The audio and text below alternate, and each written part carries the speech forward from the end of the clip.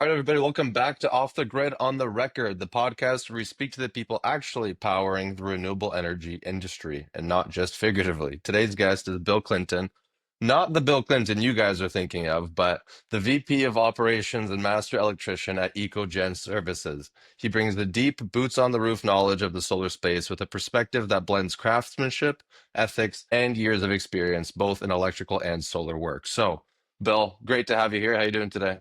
I'm doing amazing, man. Appreciate the invite. Yeah, you got it. I mean, we're excited. There's a lot of good things going on, and I think you have a great position to share some insights with us. So, kind of walk us through your journey. You've got into the trades after military service, and it sounds like the electrical field, really clicked for you. What was that early transition like? I mean, when I got into the construction industry, I was kicking rubber on square foot mile roofs, and just working along in those elements.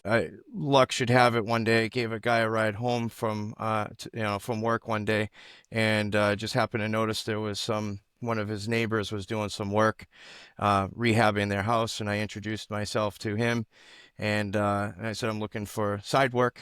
What do you got for me? And he put me to work, reluctantly at first because he didn't know who I was. After he said, you know what, I'll show you what I got going on. I ended up working with him through his rehab of his own house. And then he eventually told me that he was a recruiter for an electrical company here in Massachusetts. And he liked my work ethic. And he said, you'd be a good fit. You should probably get out of the roofing trade and get into being into the electrical trade. So I took his advice, and that was back in 2004, and I'm still in it. And I'm glad I made the decision to switch from what I was doing before. That's amazing. And then give us a quick little rundown on what you do now. Currently, as you mentioned, VP of operations for our company here, and I oversee everything that has to do with the operations side for our business. And we're also an electrical company too. So anything that we, within the National Electrical Code is what we can do. And it also kind of helps with the guys that we have working for us, where they are able to be well-rounded electricians because we're not just focused on one area within the code. So that's what I'm here to do, is make sure that we are providing the best service to our customers as possible in all areas. It's huge. And I mean, in terms of what you guys do, I mean, you've seen the inside of both, large commercial jobs and then now smaller, you have like more locally rooted work. What finally pushed you, to join and help build EcoGen, especially in the position that you're at today? Well, the one thing that I like the most is being able to try to do something that I can, even if it's a small piece, to try to protect our planet. There's a lot of things out there that are working against that, and if I can just put my small piece into it, it's kind of what is driving me to do what I'm doing now, and then just share my passion with the guys that work with us. That's huge. And then has your philosophy changed at all? Being in the business for a bit of a longer time now, has that evolved since, the earlier days or even before the EcoGen days? Not really, because I still have the same drive and the same vision, but obviously I've been able to hone my skill set, from the beginning till where I'm at now. And in terms of the do's and the don'ts of what we are supposed to do, what we shouldn't be doing out in the field, how we treat customers, and how we, get jobs completed, and being as respectful as we can, and having clients be part of that process from the very beginning step. Exactly. That's huge. I mean, I know we talked a little bit before, just before the podcast to get some ideas going, but one thing that you're very, very crystal clear about is that solar is electrical work. What frustrates you most about, how this is misunderstood, especially by companies that, subcontract without maybe not vetting properly? Right. So I've had my dealings with trying to help other companies along the way with understanding that this is an electrical trade. I mean, it's everything that's in our National Electrical Code book is talking about PV installations and battery installations and what have you. And it takes that ability to get the training that's required, the certifications that are required, and the knowledge to be able to understand how this all comes together. And I have seen other companies out there that really have no business putting this stuff together because it's dangerous stuff, and it's always live electrical components that you're dealing with. And And as a result, you have something complete night and day difference between seeing that guys that are doing what they're certified to do and trained to do versus other guys, teams that don't have that knowledge. Fair enough. And are there any horror stories or any kind of moments that really stuck out for you that you could share with us? I think one of the biggest things that I've seen is the result of poor workmanship, and it ended up resulting in a fire. The panels actually burnt on the top of a roof because of not managing the wires properly and not grounding the system properly. What ended up leading to it was field-made connections that weren't torqued down properly that created an arc underneath the solar panels and caught the leaves that were trapped underneath there because of the poor wire management. And it just became a recipe for disaster. And the whole place actually burnt to the ground as a total loss My goodness. And just then from one connection probably that was made loose. that's crazy. I mean, it's a difficult process, right? But then how do you guys go about doing everything how it should be and, really vetting the people that maybe you work with, maybe that you have in-house, how do you train or source people that can do these things properly? Yeah, so sourcing is definitely a challenge because it becomes a little bit of a revolving door because you do want to take people at their word when they say that they have experience, and then you put them out and put them to the test, and then you can really see what people are made of. And if they don't gel or vibe with our customs and what needs to be done to get these systems installed properly, then they're not going to last very long. Every manufacturer that is out there have all sorts of different certifications and things that you can take to get the basic skills down to what's required to install this stuff safely. Fair enough. I mean, that's huge. I mean, the same thing that you mentioned last time we talked. I mean, there's a lot of stories that you mentioned where other trades, where, for example, the ones that we talked about is the generator installers, they cause serious issues because they don't understand solar as a whole, even though it is part of the electric industry. What's one example where, or the example that you told me is what's the kind of misstep that leads to, this serious system damage? Yeah, sure. So everybody can be really good at what they do, and if they don't have the proper training to understand both sides in a generator situation that we're talking about now, is one instance that I know of offhand where a generator company came in and they installed a whole home backup system for a house, and everything that they did was beautiful, but they missed the most crucial step in not understanding that there was also a solar system and that was tied into the same electrical service that the generator was backing up into. And so had it not been caught, the thing that could have happened is that the generator would have, in a grid out scenario, generator would turn on, provide power to that service. The solar that's connected to that would not know where the power is coming from, would just see the AC voltage and then start to turn on itself. And then maybe 10 minutes later, that solar is now back feeding into the generator. That it can't withstand that power and destroy everything. The solar can be destroyed, the generator can be destroyed. Even though someone might have a license, an electrical license, doesn't necessarily mean that they know everything within the book. And so it's just something for generator companies to be able to be aware of, and vice versa. Even solar installers that don't understand how the generators work and just get a little education on how we can stay in our lane basically and not hurt the other trade because we're not totally sure, know what we're doing basically. Fair enough. I mean, there's a lot of aspects to kind of look at. I mean, in your position, you've seen a lot of things. You've, experienced, you've stopped some, massive problems. What advice would you give to maybe solar sales companies looking to build, real partnership with qualified electricians? I think setting proper expectations up front, I would, I think the best thing is to not overpromise and underdeliver. Hmm. Some things may become overpromised because of lack of education, even on the sales side of things. Um, and, growing too fast can also be a painful thing for a company. So you get a lot of moving parts, a lot of people coming and going. And if you're growing too fast, you might end up putting people in places where, they're not technically qualified to be certified to be in the positions making decisions and what have you. And I think, the communication really is you can really have a situation that can go south on you quick, but if you communicate yourself properly throughout that process, then, you get everybody on the same page and problem solve collectively. Exactly. No, that's massive. And I mean, I think that kind of ties into something that you said that I really liked. It was treat every house like it's your own. So I That's think right. a big part of that is how do you instill that mindset in your crew and the people that, you might be potentially working with.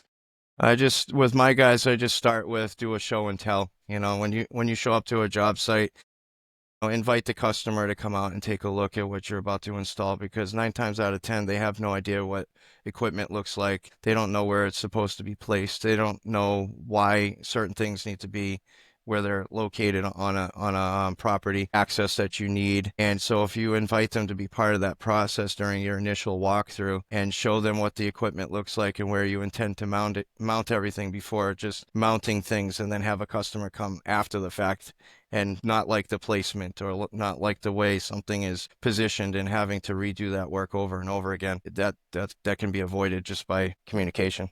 That's amazing. I think a lot of the problems actually come from that, especially the reputation problems, in solar. They come from, the smash and grab installs. I think the term that we used was the solar bros.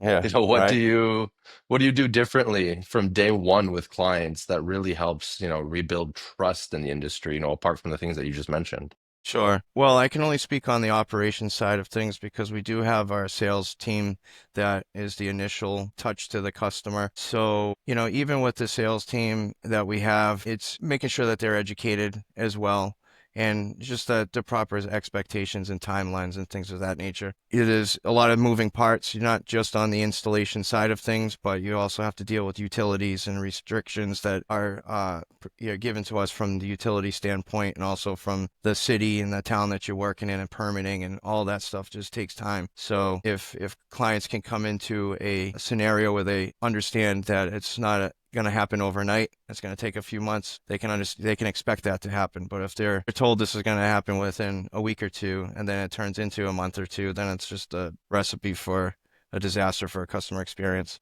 Fair enough. And I mean, I think we'll touch on the sales side a little bit after, but I think a side of it that I kind of want to get into as well is that you guys take on service calls even if you didn't install the system.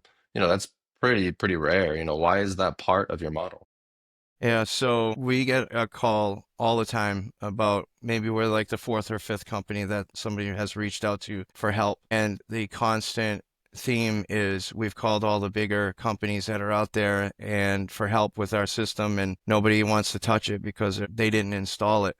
And I just think that's unfair because the companies have the certified people within their company to know how to fix whatever the situation is that Mhm. needs to be addressed but yet the customer themselves can't have access to those people. I wanted to make sure that with our company that not only service is a place to be because things are always going to break and they're always going to need to keep guys employed, and but to be able to have a customer realize that we can utilize manufacturer warranties that are probably still good after 10, 15 years, something might fail, and that all it really takes is just understanding how manufacturers use their warranties for materials, and then we're just charging the labor to do the work, and that's it. So it's really simple. So it kind of blows my mind why the bigger companies don't get on board with that. Fair enough. And I mean, you say bigger companies, but you guys, if I remember correctly, you've got a crew about 10, but you're growing. But you said before that, rushing scale leads to sloppiness. So, Yeah. and what's your ideal structure to make sure that you're still able to maintain all of the help that you do on systems that you don't install, but also, get your own jobs and do all of that? What's the structure, as, EcoGen expands? Well, so we've been in business for over 10 years, and so we have 10 people out in the field. So other companies that have come into Massachusetts that I've seen come from like California, get into Massachusetts, and then they grow with 6 or 7 offices across the state within 6 months. Hmm. That's completely different than us trying to weed out the people that they come in and they come and go. And I want guys that come to work with us. They are here because they care about the industry. They're not just here just to grab a paycheck type of thing. So yeah, we just kind of divide and conquer, because we're able and physically able to do anything within the electrical trade. So it's not just solar that we're doing, we're doing additions and everything else too. So And that just Mhm. goes back to what I said previously, is that having a team that is capable of doing everything within the electrical trade is better than just doing only one thing. If solar was to ever go away, then we got nothing to offer our team. Exactly. And I mean, I know from as of yesterday, there's been some big policy switches, but speaking of the divisions, do you plan to split your work? So you have, I mean, like you said, you want to have a backup, but like solar service and residential electrical, are those all segments that you want to go into, or do you prefer everyone, being cross-trained in each one of those industries or each one of those segments? Yeah, the cross training is important because if there's one area that's lagging behind, you can more easily shift your resources around to be able to kind of accommodate whatever needs attention. I guess, yeah, the ultimate goal would be to have divisions. So you have a solar division, you have a service division, you have new homes division, and all that. But I think by the time you get to that point, you could have hundreds of employees, and it's just that when you scale up to that kind of, I can only imagine what it'd be like to scale up to that size. And I don't know that we want to get to that level, but if it happens, it happens. If it doesn't, we're still going to treat every customer as if it's, like you said, like our own home, and we Mm. don't want to lose sight of what we are responsible for. Exactly. And that's huge, right? Like you lose the personal touch as you get bigger. And I think that's a very, very big thing to, kind of stay in touch with. But one thing that I really want to kind of touch on is, where's the workload balance for you guys between residential solar, commercial solar, and even just general electrical work? Like what's the divide between all of those? Do you favor any specific ones, or what's the Well, what's the layout there? in my history of being in the trades, I have noticed that commercial companies are really good at doing commercial projects, and that's what they are built for and geared towards. And residential companies is the exact opposite. But we've been in commercial companies that tried the residential angle, and because they weren't built for it, it didn't succeed. And so we are a residential company for the most part, but we still invite the opportunity for a small to medium-sized commercial to come in. And I've even just on the handful of projects that have come through for us to become a part of, I have seen where it is a completely different animal between the two different residential versus commercial. Hmm. But so we're primarily residentially based with rooftop solar, but we are capable of doing ground mount solar installations. We have installed trackers that kind of follow the sun as the sun comes up and goes down throughout the day. And then we kind of sprinkle in there the additions and service work and everything else that anybody calls us for. Enough. And I know there's a lot of things going on in the industry right now, and I'm not sure if much of it applies to you at this point, but what's the biggest, I guess, bottleneck slowing down the growth right now? I think right now the indecisiveness of what's going on out there with, like I said, in our initial talk, I didn't want to go political, Fair but there enough. are some political concerns out there, and I think because of those concerns, what's happening is it's making it so that way the customers that may few months back or a year back might have totally been on board to make decisions to do things are now kind of step back, wait and see type of thing because of the uncertainties that are out there. So I think right now that's our bottleneck. Fair enough. And I mean, I think the mention of the education, I think, staying away from like the politics of everything, it all does come down to, customer education, like folks thinking like solar makes electricity free, I think is a big one we've heard a lot about. So, I mean, what's your approach to clearing that up? Well, there have been often times where there is an assumption that because they have solar panels on their house that now the solar is free, like you said. And again, it's just with the education. If a customer understands that the solar is built based on the information that was provided at the time, so you get 12 months back of utility bills, and then compared to the roof space and wattage of the panels, and we try to get somebody to 100% or a little bit past 100% offset. If any changes that a customer might make after the fact and decide to put an EV charger in or mini splits or whatever, you're just going to be chipping away at that Hmm. offset where you started with, and it's just going to potentially dwindle it down to maybe 50% or less offset. And I've had some customers with that misconception of that, and or also that solar panels work as a generator. So if the power's out, that the solar is still going to be able to provide power to the home. And there is technology out there available to do something similar to that with battery technology. Hmm. That's not how it works without other components in place to make that happen. And I actually wanted to touch on a little segment about batteries actually just now is I'm hearing a lot more about it, and a lot of our guests are talking about it as well. You're hearing a lot of buzz about battery and battery storage. Have you noticed any trends, any increases, decreases in the way it's being used? Anyone ordering a little bit more of it? Just give us your take on how the battery storage aspect of things is taken off. Sure.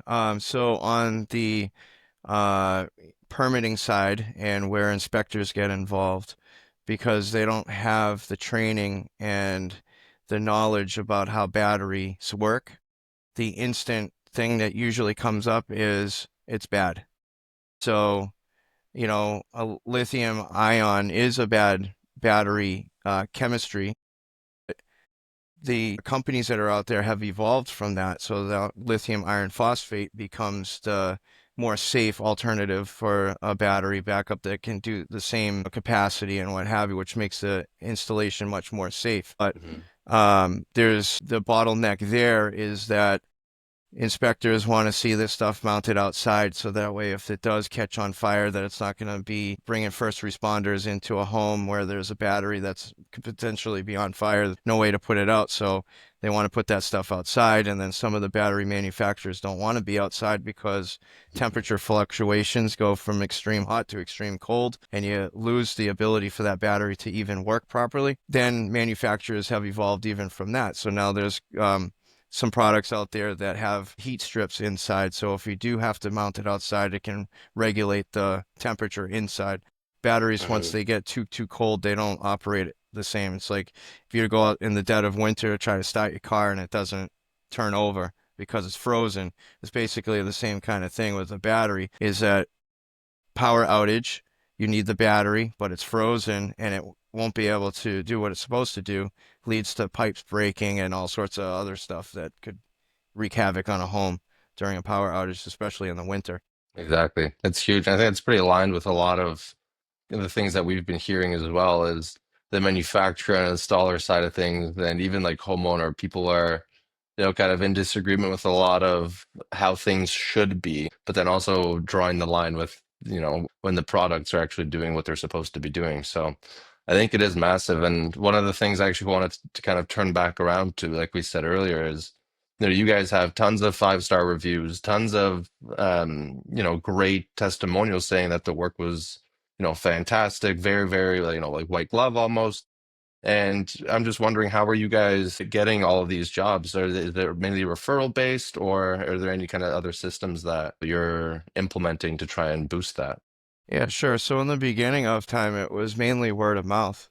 So we would go do a job and then do aiming towards that 5-star review. And then that customer would talk to a friend or a family member. And then that was, started to morph into the work that we do all across the state through word of mouth mainly. And then our reputation has allowed us to be able to link arms with other companies out there as a build partner, subcontract work for other companies that are out there to meet their demand. And they may have these other companies that we're working with, they might just be sales organizations and they don't have any way to install, so they'll link arms with us and they'll sell the deal. We go do the install. We're representing that sales organization as well. So not just our company, but whoever that partner is. And then we've been able to grow even from just providing services here in Massachusetts up to Maine, New Hampshire, Massachusetts, Rhode Island, getting into Vermont soon. And the goal is to hopefully just be able to take care of all of New England. And then Hmm. if it then morphs from there to go, nationwide, that would be great. But yeah, just one foot in front of the other, basically. Fair enough. I mean, that's all you can really do because I think it's such a great system, and I think people need to hear more about it. I mean, you also mentioned that you guys partner up with a lot of these like sales agencies that do it. Is there ever, I guess, a plan to get away from that and have everything on your own, or is it kind of just an easier way to have a peace of mind and, really know where the jobs are coming from? I actually think that the diversification is good because on top of working with the sales organizations and build partners with other companies, we do have our own internal things going on as well. So Hmm. I don't see that going away to break off completely from, because if we break off what we do with these other organizations, it leaves them handicapped to do what they're good want to do with selling deals and what have you. So I'd rather just continue to grow that relationship to whatever it might become. That's amazing. Bill, where can everybody go and find some more information about EcoGen and what you guys are doing? Yeah, we're on ecogen.com. You just go over, look us up on the internet. We got a Facebook page that is constantly being worked on. Yeah, that's we're not really advertising out on any kind of radio stations or anything else like that because advertising it costs money, and where that money is going to have to come from is increasing the cost to the consumer. And so, we don't go down that road mainly for that reason. But I also don't think that we need to go down that road just yet. But yeah, just look us up online for sure. Fantastic. Well, for everybody listening, Bill Clinton isn't just about wiring systems. He's helping rewire the culture of how solar gets done. So whether it's, avoiding the catastrophic generator conflicts, passing every inspection on the first try, or, training crews to treat homes like their own, which is huge. So EcoGen Services is really a case study in how to grow responsibly in the solar space. So if you want to learn more, like you said, you can find the work at ecogen.com, and the link will be in the description. Thanks again to Bill for joining us, and thank you all for tuning in to Off the Grid on the Record. Don't forget to follow, subscribe, and share this with anyone who thinks solar is just panels on the roof. So thanks, Bill, again. Yeah, of course. Thank you. I appreciate it. Perfect. And until next time, everybody, stay curious and stay connected. We'll see you next time. All right. See ya.